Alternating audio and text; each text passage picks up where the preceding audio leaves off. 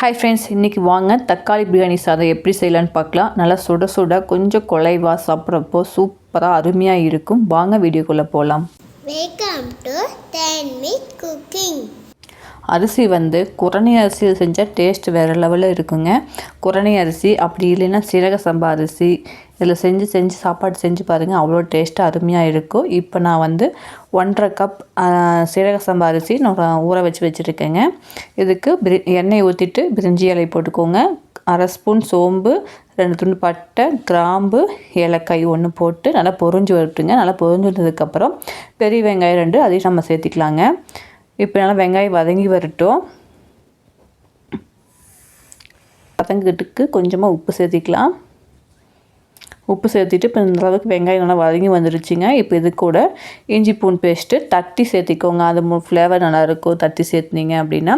அது 2 ஸ்பூன் சேர்த்திக்கலாங்க.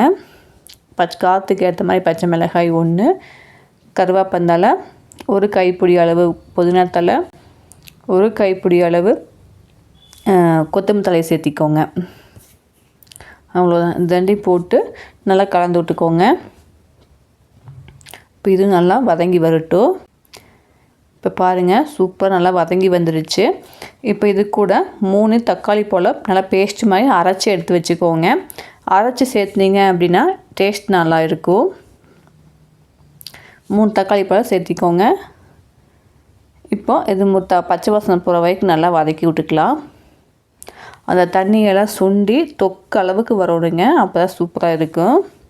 நல்லா எண்ணெய் பிரிஞ்சு வந்துடும். அதில் மிக்ஸி ஜாரில் கொஞ்சமாக தண்ணி ஊற்றி அலசி வைங்க. இதில் மூடி வச்சிடலாம்.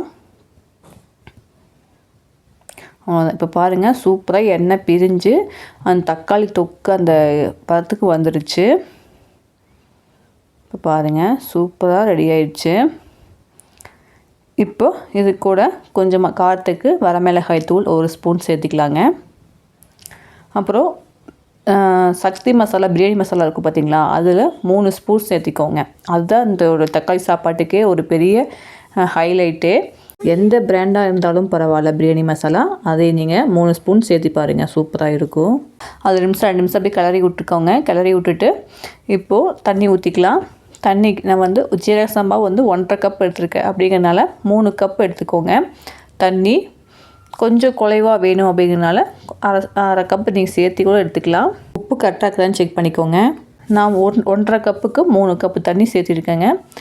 தண்ணி நல்லா கொதித்து வந்ததுக்கப்புறம் அரிசி சேர்த்திக்கலாம். சேர்த்திட்டு நல்லா கலந்து விட்டுக்கோங்க. இது கடைசியில் அரிசியும் தண்ணியும் சம அளவுக்கு வரணும். அப்போ தான் விசிலே நம்ம போடணுங்க. இப்போ பாருங்கள், நல்லா கொதிக்கட்டும். இப்போ பாருங்கள், அரிசியும் தண்ணியும் சம அளவு வந்துருச்சு. இப்போ நம்ம விசில் போட்டுக்கலாம். அவ்வளோதான். இப்போ ஒரே ஒரு விசில் விட்டு எடுத்திங்கன்னா சூப்பரான அருமையான தக்காளி சாப்பாடு, தக்காளி பிரியாணி சூப்பராக ரெடி ஆகிடுங்க. ஒரு விசில் விட்டு எடுத்திங்கனாலே போதும். பாருங்கள், ஆவி பறக்க கொஞ்சம் குலைவாக சுட சுட சாப்பிட்றப்ப சூப்பராக இருக்கும். நைட்டு ஒரு வேளை செஞ்சாலும் அருமையாக இருக்குங்க. காலையில் குழந்தைங்களுக்கு நம்ம எந்திரிக்க லேட் ஆகிடுச்சு அப்படின்னா கூட டிஃபன் பாக்ஸுக்கு அருமையாக பண்ணி கொடுத்துடலாம். அவ்வளோதாங்க, சூப்பரான தக்காளி பிரியாணி சாதம் ரெடி ஆயிடுச்சு. இதை கூட தயிர் பச்சடி வச்சு சாப்பிட்டா அவ்வளோ அருமையாக இருக்கும். அடுத்த வீடியோவில் வேறு ரெசிபியோடு பார்க்கலாங்க. இதை புதுனா லைக் பண்ணுங்கள், ஷேர் பண்ணுங்கள், கமெண்ட் பண்ணுங்கள், சப்ஸ்கிரைப் பண்ணுங்கள். பாய்.